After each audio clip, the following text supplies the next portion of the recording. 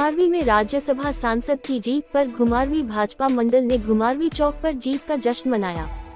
इस अवसर पर भाजपा अनुशासन समिति के प्रदेश अध्यक्ष एवं पूर्व मंत्री राजेंद्र गर्ग ने नवनियुक्त राज्यसभा सांसद हर्ष महाजन, भाजपा के शीर्ष नेतृत्व व कार्यकर्ताओं को इस जीत पर बधाई दी।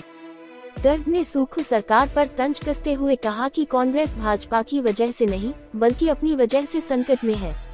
उन्होंने कार्यकर्ताओं को संबोधित करते हुए कहा कि कांग्रेस के पास 40 विधायक होने के बावजूद भी कांग्रेस सिर्फ 34 मत ही हासिल कर सकी और भाजपा के पास मात्र 25 विधायक थे, लेकिन करीब 9 अन्य विधायकों ने भी भाजपा के प्रत्याशी का साथ दिया और मुकाबला बराबरी पर होने के बाद लॉटरी में भाजपा प्रत्याशी की जीत हुई।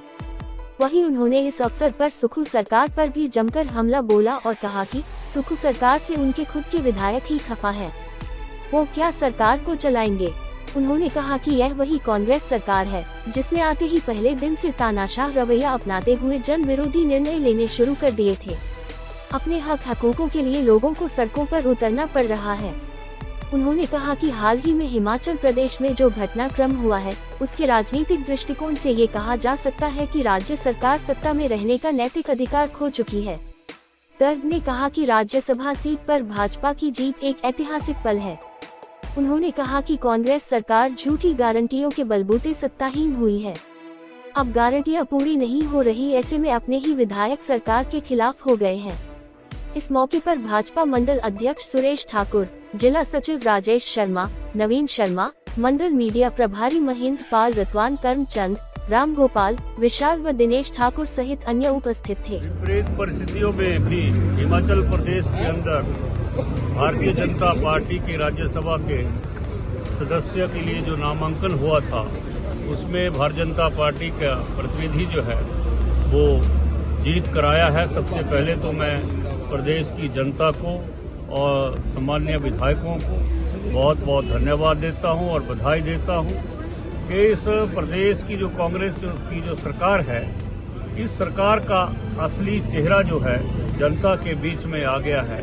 भारतीय जनता पार्टी शुरू से ही इस सरकार के खिलाफ आवाज उठा रही थी। आते से ही तानाशाही रवैया अपनाकर हजारों संस्थानों को बंद कर दिया और अनेक प्रकार से जो युवाओं को नौकरियां देने का झांसा दिया था, नौकरियां तो क्या देनी, जो नौकरियों में लगे थे उनको भी बाहर कर दिया।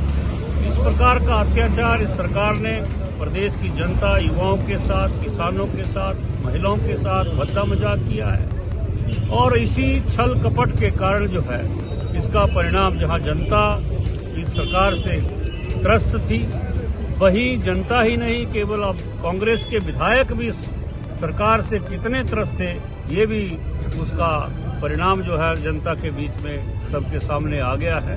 और इसी कारण जो है आज हमारा प्रतिनिधि जो है राज्यसभा के लिए हिमाचल प्रदेश से निर्वाचित हुआ। और मैं कहना चाहूँ कि कांग्रेस की ये सरकार जो बड़े तानाशाही पूर्वक रवैया अपनाकर और लापरवाही के साथ जो है प्रदेश में शासन कर रही है, इसको जल्दी अब सत्ता में रहने का कोई हक नहीं है, अधिकार नहीं है। मुख्यमंत्री को ऐसी स्थिति में अपने पद से तुरंत अब इस्तीफा देना चाहिए और प्रदेश के अंदर जो है एक नई सरकार जो है प्रदेश में बने, जिससे कि प्रदेश की जनता जो है वो तहे दिल से चाह रही है।